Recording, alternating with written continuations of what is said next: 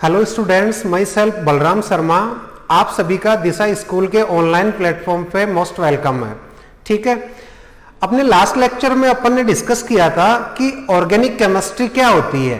तो organic chemistry की definition क्या बताई थी कि कार्बन कंटेनिंग कंपाउंड्स की स्टडी करना except inorganic salt, inorganic compounds. ठीक है, इसके अलावा बात की थी अपन ने कि ऑर्गेनिक कंपाउंड्स क्या होते हैं। तो ऑर्गेनिक कंपाउंड्स की डेफिनेशन क्या बताया था मैंने कि hydrocarbon and their derivative are called organic compound. Example की बात करें तो जैसे कार्बन और हाइड्रोजन से बनने वाले जो भी कंपाउंड्स होते हैं वो सब हाइड्रोकार्बन कहलाते हैं। ठीक है, और एग्जाम्पल में लिखा था CH4, CH3, CH3। ठीक है, मेथेन, एथेन, प्रोपेन, ब्यूटेन, ये सब हाइड्रोकार्बन्स की कैटेगरी में आते हैं और वो सब ऑर्गेनिक कंपाउंड की कैटेगरी में भी आते हैं। ठीक है, इसके अलावा आगे अपन ने बात किया था VFT के बारे में, वाइटल फोर्स थ्योरी। तो वाइटल फोर्स थ्योरी क्या कहती है? सबसे पहले भाई ये किसके द्वारा दी गई थी? तो ब्रेजिलियस के द्वारा दी गई थी। इसके अलावा ये थ्योरी क्या कहती है भाई? According to this theory any organic compound could not be synthesised in lab and organic compound only obtained by living beings. ये कहती है ये थ्योरी। इसके अलावा क्या बताया था इसमें कि ऑर्गेनिक कंपाउंड्स में कुछ स्पेशल प्रकार का फोर्स होता है जिसको क्या नाम दिया था? मिस्टीरियस फोर्स या वाइटल फोर्स। ठीक है, इसके बाद में आए थे वॉलर साइंटिस्ट, और वॉलर साइंटिस्ट के आते ही आपकी जो VFT थ्योरी है वो क्या हो गई थी बेटा जी? फेल हो गई थी। तो वॉलर ने क्या किया? लैब के अंदर एक इनऑर्गेनिक कंपाउंड अमोनियम साइनेट को हीट किया, जिससे फर्स्ट ऑर्गेनिक कंपाउंड जिसका क्या नाम था? यूरिया, उसको सिंथेसाइज किया। तो वॉलर के आते ही VFT थ्योरी क्या हो जाती है? फेल हो जाती है एक तरीके से। ठीक है, और कोई पूछे आपसे कि फर्स्ट ऑर्गेनिक कंपाउंड कौन सा था जिसको लैब में सिंथेसाइज किया गया था? वो क्या था बेटा जी? यूरिया। और अगर सेकंड ऑर्गेनिक कंपाउंड की बात करें तो वो क्या था? Acetic acid. किसके द्वारा? कोल्बे साइंटिस्ट के द्वारा। ठीक है, उसके बाद में अपन ने बात की थी कुछ क्वेश्चंस की। ठीक है, कि भाई which of the following are, मतलब कौन कौन से कंपाउंड्स क्या हैं? ऑर्गेनिक कंपाउंड्स हैं। ठीक है, उसमें एग्जांपल्स लिए थे अपन ने, यहां तक अपन ने किया था। अब देखो भाई, कुछ स्टूडेंट्स हैं वो डेली स्टडी कर रहे हैं, वीडियो को देखते हैं और डाउट भी सेंड करते हैं। ठीक है, मैं उनको रिप्लाई भी करता हूं। ठीक है, तो जैसे मैंने जो वीडियो बनाया उसकी डाउट आज ही वीडियो देख के सेंड कर देना मेरे को। तो या तो मैं ऐप में एक्सप्लेन कर दूंगा या नेक्स्ट क्लास के अंदर जो भी अपना लेक्चर होगा उसके अंदर पहले आपके डाउट को एक्सप्लेन कर दूंगा। ठीक है, कुछ स्टूडेंट्स काफी अच्छी मेहनत कर रहे हैं, वीडियो भी देख रहे हैं, नोट्स भी बना रहे हैं, डाउट भी पूछ रहे हैं, और कुछ को कोई मतलब ही नहीं है क्या हो रहा है क्या नहीं हो रहा, कोई मतलब नहीं है उनको। ठीक है, तो जो अच्छी मेहनत कर रहे हैं बेस्ट ऑफ लक बेटा, लगे रहो आप लोग। ठीक है, चलो भाई आगे बात करते हैं अपन। या एक डाउट था एक स्टूडेंट्स का कि सर हम आइडेंटिफाई कैसे करें हाइड्रोकार्बन्स को, मतलब ऑर्गेनिक कंपाउंड्स को, इनऑर्गेनिक कंपाउंड्स को, उनको आइडेंटिफाई कैसे करें? तो मैंने एक ट्रिक ये बताई थी कि वो कंपाउंड्स जो केवल कार्बन और हाइड्रोजन से मिलकर बने होते हैं ओनली, तो वो तो पक्का आपके ऑर्गेनिक कंपाउंड होते हैं। इसके अलावा हाइड्रोकार्बन के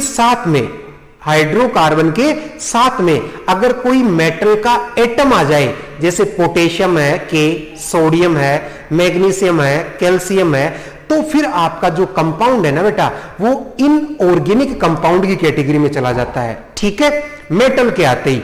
ठीक है बेटा जी, इसके अलावा कुछ इनऑर्गेनिक सेलेक्टेड कंपाउंड होते हैं जो इनऑर्गेनिक कंपाउंड की कैटेगरी में जाते हैं, जैसे Na2CO3 washing powder, NaHCO3 sodium bicarbonate, इसके अलावा CO carbon monoxide, CO2 carbon dioxide.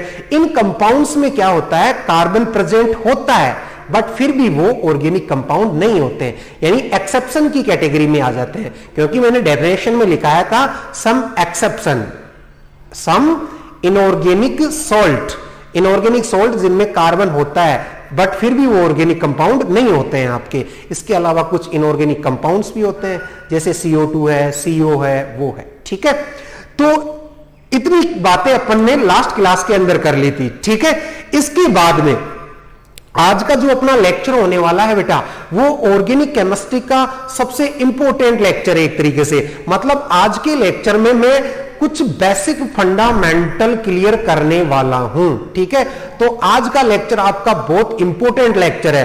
अगर ये समझ में नहीं आया तो मानना ऑर्गेनिक केमिस्ट्री को समझने में बहुत प्रॉब्लम हो जाएगी आप लोगों की।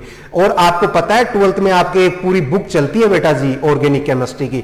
तो आज मैं बिल्कुल बेसिक से स्टार्ट करूंगा, 0 लेवल से। ठीक है, तो 1 बाय 1 आपको समझते जाना है। ठीक है, अगर फिर भी कोई डाउट रह जाता है तो आप सेंड कीजिएगा मेरे को। ठीक है बेटा जी, तो आज का जो अपना टॉपिक है वो है structural representation of organic compounds. आज का जो अपना टॉपिक है वो क्या है बेटा? Structural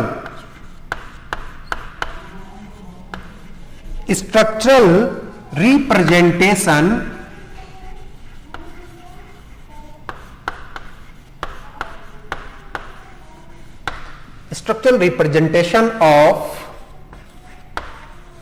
organic compound.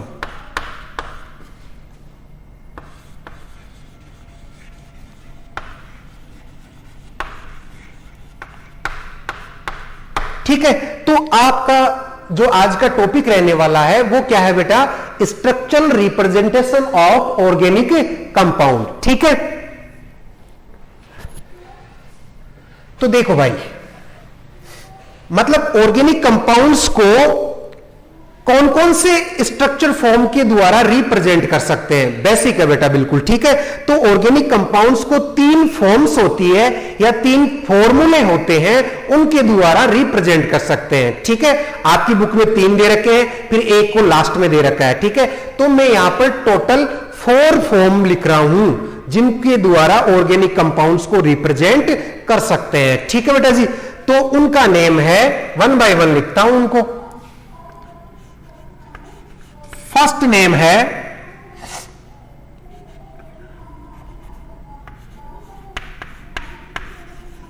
Expanded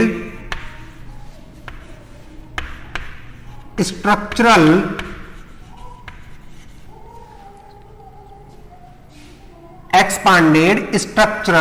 form. Form भी लिख सकते हैं, फॉर्मूला भी लिख सकते हैं। ठीक है बेटा। सेकंड है बेटा जी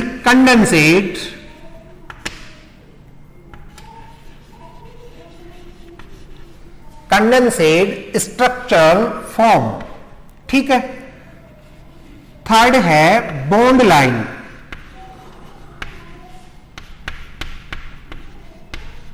लाइन स्ट्रक्चरल फॉर्म।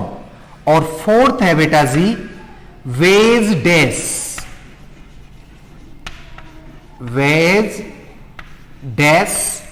इसी को कहते हैं फ्लाइंग वेज। इसी को क्या कहते हैं बेटा जी? Flying veg. और इसी को कहते हैं 3 dimensional 3D form.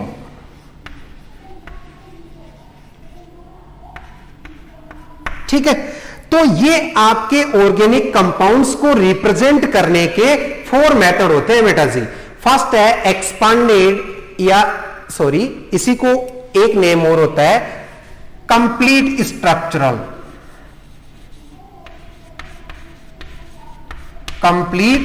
Structural form, इस नेम से भी जानते हैं इसको। ठीक है, तो ये 4 मेथड होते हैं बेटा।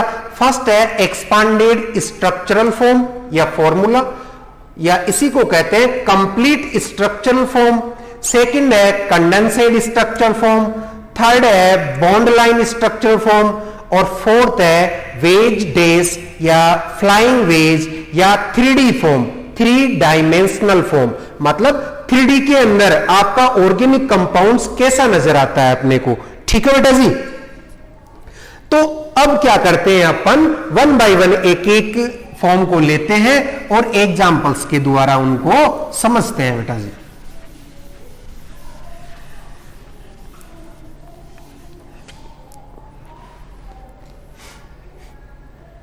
देखो बेटा, मैं इस फॉर्म को एक्सप्लेन करने से पहले कुछ बेसिक पॉइंट समझाना चाहता हूं आप लोगों को।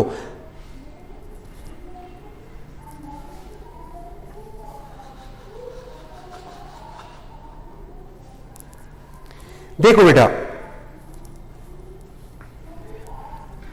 सबसे पहले बात करें अपन कार्बन की, ठीक है। हालांकि ये सब चीजें मैं नेक्स्ट जो अपना पॉइंट है उसके अंदर कराऊंगा, फिर भी आप समझ लो। ये कार्बन का सिंबल होता है, ये इसका एटॉमिक नंबर होता है, ठीक है। अगर इसकी इलेक्ट्रॉनिक कॉन्फ़िगरेशन की बात करें तो 1s2, 2s2 और 2p6, ठीक है। ये इलेक्ट्रॉन्स की संख्या को रिप्रेजेंट करता है, ठीक है। सॉरी, 6 नहीं होगा बेटा, 2 होगा, ठीक है बेटा जी। तो इस तरीके से कार्बन में क्या होता है, 6 इलेक्ट्रॉन होता है और 6 प्रोटॉन होता है। इलेक्ट्रॉनिक कॉन्फ़िगरेशन लिखते समय क्या करते हैं, इलेक्ट्रॉन की संख्या को ही रिप्रेजेंट करते हैं बेटा, ठीक है। तो अब देखो भाई, तो कार्बन में क्या होते हैं, 6 इलेक्ट्रॉन होते हैं, ये इसका फर्स्ट सेल होता है। हालांकि ये सब जो जहां जहां जिस चैप्टर में आएगा वहां वहां समझाएंगे आपको, अभी थोड़ा मेरे को कुछ एक्सप्लेन करना है इसलिए समझा रहा हूं। ये कार्बन की क्या है, सेकंड सेल है, ठीक है। और जो लास्ट वाली सेल होती है किसी भी एटम की, उसी को कहते हैं वैलेंस सेल। क्या कहते हैं बेटा, वैलेंस सेल, ठीक है। और उसमें जितने इलेक्ट्रॉन प्रेजेंट होते हैं उन्हीं को कहते हैं वैलेंस इलेक्ट्रॉन। क्या कहते हैं बेटा जी, वैलेंस इलेक्ट्रॉन, ठीक है। तो इसमें कितने इलेक्ट्रॉन है, 4 इलेक्ट्रॉन, ठीक है। तो कार्बन की वैलेंसी कितनी हो जाएगी, 4 हो जाएगी, ठीक है। और वैलेंसी क्या होती है भाई, किसी भी एटम की बाइंडिंग कैपेसिटी होती है एक तरीके से, मतलब वो कितने बॉन्ड बना रहा है। तो कार्बन के पास 4 इलेक्ट्रॉन है तो वो 4 बॉन्ड बनाएगा, इसलिए उसकी वैलेंसी भी कितनी हो जाएगी, 4। तो कुल मिला के बात यह है कि कार्बन आपके कितने बॉन्ड बनाने वाला है, 4 बॉन्ड, ठीक है। हालांकि ये सब अभी नेक्स्ट जो टॉपिक आएगा उसमें एक्सप्लेन करूंगा और भी अच्छे से, लेकिन थोड़ा सा मेरे को ये बताना था आप लोगों को, ठीक है। तो कार्बन की वैलेंसी कितनी होती है, 4 होती है, ठीक है। चलो भाई, एग्जांपल के द्वारा समझते हैं। एक्सपांडेड स्ट्रक्चरल फॉर्म या कंप्लीट स्ट्रक्चर फॉर्म। जैसे बेटा मैंने एग्जांपल लिया CH4, CH4, इसमें क्या है, कार्बन 1 है और हाइड्रोजन कितने हैं, 4 है, ठीक है। और इसके अलावा हाइड्रोजन की वैलेंसी कितनी होती है, 1 होती है, क्योंकि उसके फर्स्ट सेल में इलेक्ट्रॉन कितना होता है, 1 होता है। या वैलेंसी सेल में इलेक्ट्रॉन कितना होता है, 1 होता है। तो हाइड्रोजन की भी वैलेंसी कितनी होती है, 1 होती है। तो अगर मेरे को इस CH4 को एक्सपांड करके लिखना है तो क्या करूंगा बेटा जी, कार्बन बना दूंगा, ठीक है। और यहां इस कार्बन से 4 बॉन्ड अटैच कर दूंगा, और 4 हाइड्रोजन है तो 4 हाइड्रोजन अटैच कर दूंगा इससे।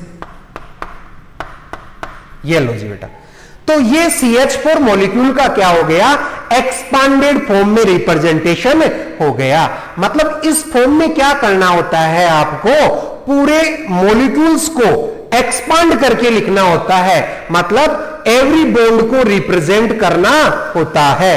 नेक्स्ट एग्जांपल देखो आप लोग, जैसे ये है बेटा जी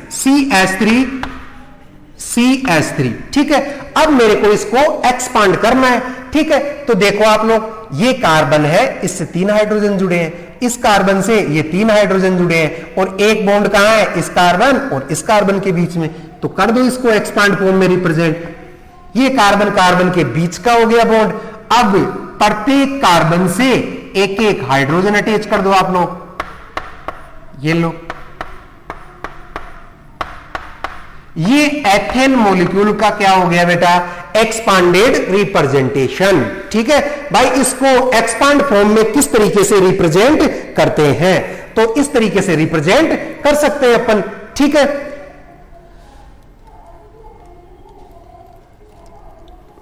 और लेते हैं एग्जांपल, देखो और लो। जैसे ये एग्जांपल है बेटा CH3OH, मैथिल एल्कोहल, इसको बोलते हैं मैथिल एल्कोहल। तो क्या नजर आ रहा है कि सर कार्बन से 3 हाइड्रोजन जोड़ दो, फिर ऑक्सीजन है, ऑक्सीजन की वैलेंसी कितनी होती है, 2 होती है, 2 बॉन्ड बनाता है वो। तो इसको रिप्रेजेंट कुछ इस तरीके से कर देंगे, ये कार्बन से 3 हाइड्रोजन अटैच कर दो, उससे आगे ऑक्सीजन है तो ऑक्सीजन को इस तरीके से रिप्रेजेंट कर देंगे और हाइड्रोजन आगे कुछ इस तरीके से जुड़ जाएगा उससे। भाई ऑक्सीजन की वैलेंसी भी पूरी हो गई, हाइड्रोजन की वैलेंसी भी पूरी हो गई और कार्बन की वैलेंसी भी पूरी हो गई। मतलब कहने का यह है कि सभी एटम्स की वैलेंसी को क्या करना होता है, सेटिस्फाई करना होता है।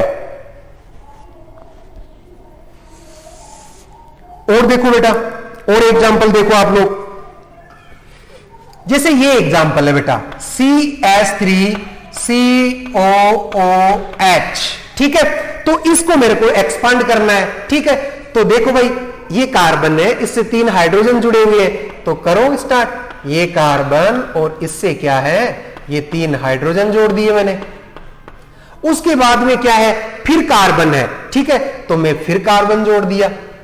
अब देखो इसकी तो पूरी हो गई 4 वैलेंसी, अब इस कार्बन की वैलेंसी पूरी नहीं हुई।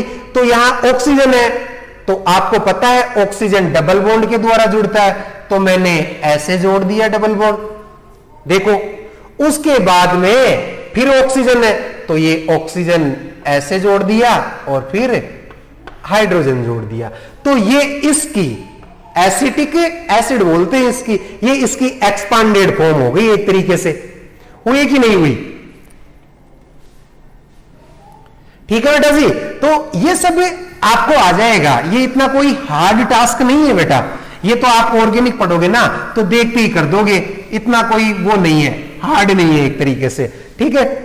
और एग्जाम्पल के द्वारा समझाऊं तो देखो आप लोग, जैसे ये है CH3 है, CH2 है, CO है, CH2 है और CH3 है।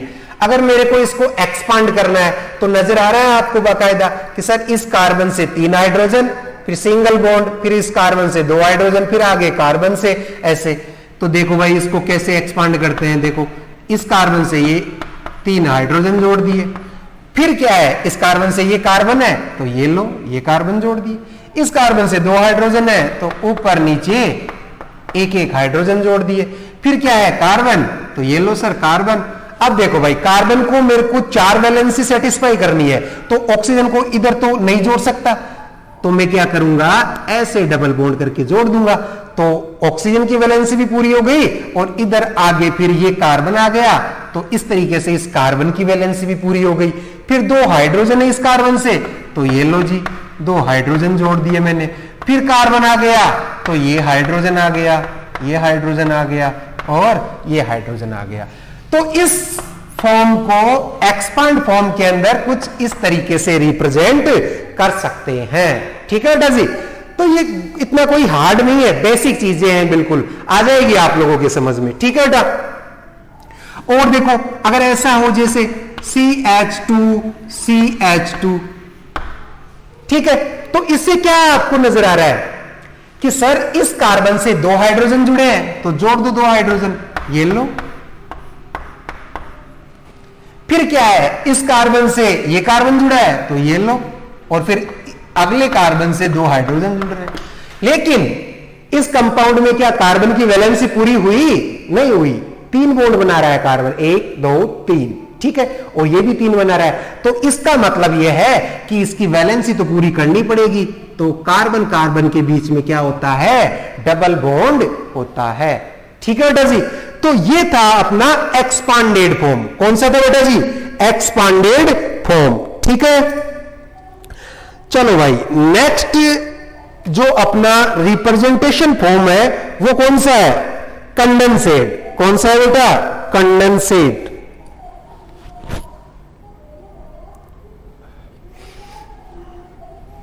तो नेक्स्ट रिप्रेजेंटेशन के ऊपर चलते हैं अपन। अब देखो भाई कंडेंसेट वर्ड का ही मीनिंग क्या होता है कि कंडेंस करना किसी भी कंपाउंड को। कंडेंस मतलब छोटा कर देना एक तरीके से, ठीक है। तो जैसे भाई ये एक्सपांड फॉर्म है इसकी, तो इसको अगर कंडेंस करना है मेरे को तो सारे बॉन्ड गायब कर दूंगा मैं यहां से। मतलब इसको बिल्कुल शॉर्ट में इस तरीके से लिख सकता हूं मैं एक तरीके से। सही बात है कि नहीं है? तो देखो एग्जाम्पल के द्वारा समझते हैं अभी इसको, कंडेंसेट फॉर्म को। सेकंड है बेटा अपना कंडेंसेट फॉर्म, कंडेंसेट फॉर्म या कंडेंसेट स्ट्रक्चर फॉर्म। ठीक है, तो देखो भाई, जैसे फर्स्ट एग्जांपल जो अभी अपन ने लिया था वहां पे, उसी को समझ लेते हैं अपन पहले यहां पे, फिर लेते हैं और एग्जांपल। तो जैसे ये था, तो ये क्या था आपका, एक्सपांड फॉर्म था कि नहीं। और अगर इसी को मेरे को कंडेंसेट करना है तो क्या करूंगा, कार्बन कितना है 1, हाइड्रोजन कितने हैं 4, तो CH और इसके यहां 4 लगा दूंगा। तो ये इसका क्या आ गया, कंडेंसेट फॉर्म आ गया एक तरीके से। सही बात है कि नहीं है? ठीक है। और देखो बेटा जी, जैसे ये एग्जांपल था आपका CH3 CH2 CH2 CH3। ठीक है, नेक्स्ट एग्जांपल है, ठीक है, ब्यूटेन बोलते हैं इसको बेटा। अगर मेरे को इसको क्या करना है, कंडेंसेट करना है, बिल्कुल छोटा करना है, मतलब शॉर्ट में करके लिखना है इसको, तो मैं इसको कुछ इस तरीके से कंडेंसेट कर सकता हूं।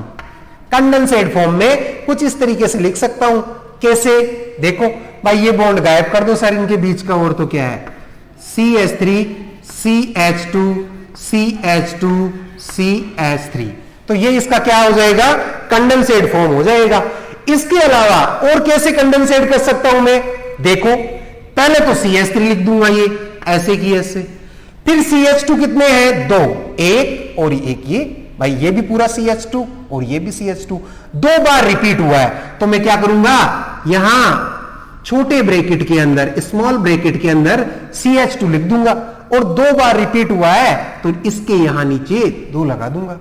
और आगे क्या है CH3, तो CH3 को वैसे की वैसे लिख दो आप लोग। तो ये इसका क्या आ गया, कंडेंसेट फॉर्म आ गया बेटा जी। ठीक है, और समझते हैं एग्जाम्पल के द्वारा। देखो एग्जाम्पल से ही आप लोगों के समझ में आएगा बेटा जी।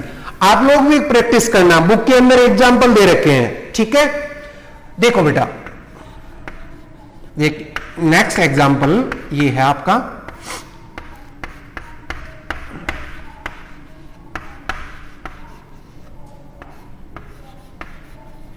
देखो बेटा, ठीक है, ये फॉर्म दिया है मैंने कंपाउंड का। ठीक है, और मैंने क्या कहा कि इसको आपको क्या करना है, कंडेंसेट फॉर्म में रिप्रेजेंट करना है। ठीक है, तो करते हैं इसको रिप्रेजेंट, किस तरीके से करेंगे, देखो बेटा भाई, ये कार्बन है, तो इस कार्बन से कितने CH3 जुड़े हुए हैं, 2 CH3 जुड़े हुए हैं। ठीक है, तो क्या करूंगा मैं, ये 2 CH3 है, तो क्या करूंगा, सबसे पहले ये CH3 लिख दिया मैंने। ठीक है, और इस CH3 के ब्रैकेट लगाने के बाद यहां नीचे क्या लगा दिया, 2 लगा दिया, क्योंकि इस कार्बन से 2 CH3 जुड़े हुए हैं। फिर क्या किया मैंने, कार्बन आया तो कार्बन को लिख दिया, उसके बाद में क्या आया, फिर कार्बन आया तो फिर कार्बन लिख दिया, उसके बाद में क्या आए, 2 CH3 आए, तो फिर क्या करूंगा, सेम वही प्रोसेस कि सर CH3 लिखो और उसके बाहर ब्रैकेट के नीचे 2 लिख दो। तो इस फॉर्म का ये क्या हो जाएगा, कंडेंसेट फॉर्म हो जाएगा एक तरीके से। होगा कि नहीं होगा बेटा, और समझते हैं बेटा जी। देखो जैसे ये है बेटा, ये कार्बन है, इस कार्बन से ये CN जुड़ा हुआ है, CN, C ये ट्रिपल बॉन्ड N के द्वारा जुड़ता है ऐसे। ठीक है, मैंने इसको भी कंडेंसेट कर दिया था ऐसे। ठीक है, तो अब मेरे को क्या करना है, इस फॉर्म को कंडेंसेट फॉर्म के अंदर रिप्रेजेंट करना है। तो देखो भाई, आप लोग ही देखो इधर, इस सेंटर वाले कार्बन की बात करूं, ठीक है, तो इस सेंटर वाले कार्बन से कितने CN जुड़े हुए हैं, 4, 1 2 3 4। तो क्या करूंगा, सबसे पहले कार्बन लिख दूंगा मैं, सेंटर वाला। ठीक है, अब CN है तो कितने हैं, 4, तो ये CN और उसके होल के बाहर 4 लगवा दिया नीचे मैंने। ठीक है, तो ये इसका क्या आ जाएगा, कंडेंसेट रिप्रेजेंटेशन आ जाएगा। ठीक है बेटा जी, इसके अलावा नेक्स्ट एग्जाम्पल और लेते हैं अपन इसका, देखो आप लोग,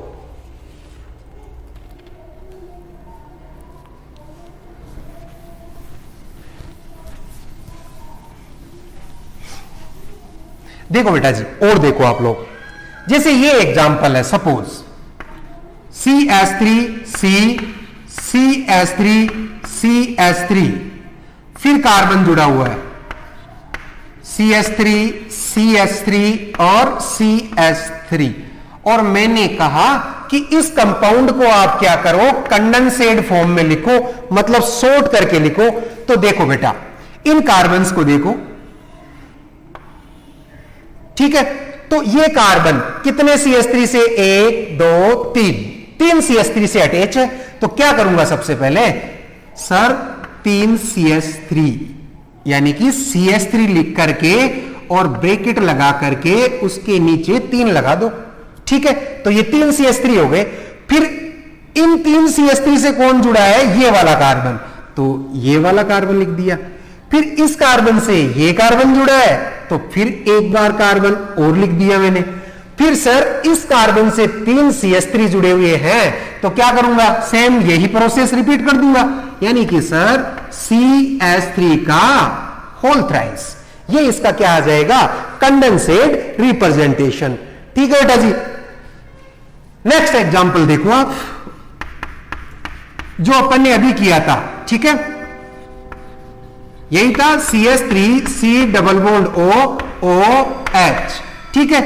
अब मेरे को अगर इस कंपाउंड को क्या करना है, कंडेंसेट करना है, तो कुछ नहीं करना, जैसे है वैसे की वैसे कंडेंसेट कर दो आप इसको। कैसे, CH3 है तो CH3 को एज इट इज लिख दो। फिर क्या है, कार्बन है तो कार्बन लिख दिया। फिर 2 ऑक्सीजन है तो 2 ऑक्सीजन लिख दिया। और फिर हाइड्रोजन है तो हाइड्रोजन लिख दिया।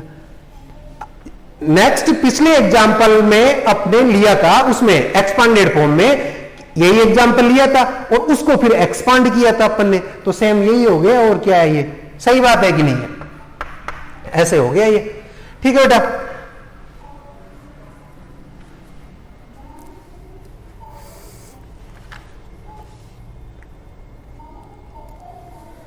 तो ये आपका जो सेकंड रिप्रेजेंटेशन था वो कौन सा था बेटा, condensate structure form, condensate form के अंदर, ठीक है। तो आज की क्लास में अपन ने 2 रिप्रेजेंटेशन के बारे में डिस्कस किया है। फर्स्ट कौन सा था बेटा जी, एक्सपांडेड स्ट्रक्चरल फॉर्म, और सेकंड कौन सा था, कंडेंसेट स्ट्रक्चरल फॉर्म, ठीक है। तो आज की क्लास में अपन ने कोई ज्यादा खास नहीं किया, ठीक है। तो एक्सपांडेड स्ट्रक्चर फॉर्म में क्या करते हैं कि एवरी बॉन्ड को रिप्रेजेंट करते हैं अपन, मतलब 2 एटम्स के बीच में जो बॉन्ड होता है ना, उसको रिप्रेजेंट करना होता है एक्सपांड करके, बस ये बात है। और अपन ने 5-7 एग्जाम्पल लिए थे, उनके द्वारा एक्सप्लेन किया है। उसके बाद में क्या पढ़ा अपन ने, कंडेंसेट फॉर्म। तो कंडेंसेट फॉर्म में क्या करना होता है, बॉन्ड्स को गायब कर देना है बस। भाई एक्सपांड में तो एवरी बॉन्ड को रिप्रेजेंट करना होता है, जबकि कंडेंसेट फॉर्म में बॉन्ड्स को गायब कर देना है बस, ठीक है। और एग्जांपल्स के द्वारा समझा अपन ने। बाकी के जो 2 अपने रिप्रेजेंटेशन है उनको देखेंगे अपन नेक्स्ट क्लास के अंदर, ठीक है। तब तक के लिए आप लोग अच्छे से पढ़ाई करो बेटा, वीडियो को देखो, ठीक है। पीडीएफ की फॉर्म में मैंने नोट्स सेंड कर दिए हैं आप लोगों को, तो वो नोट्स अच्छे से बनाओ, अच्छे से रिवीजन करते रहो। फिर भी कोई डाउट रह जाता है आप लोगों का, तो ऐप के अंदर अपनी डाउट लिख करके सेंड कर दो, मैं रिप्लाई कर दूंगा आप लोगों को, ठीक है। तो अपने स्वास्थ्य का ध्यान रखिएगा, ठीक है। Thank you.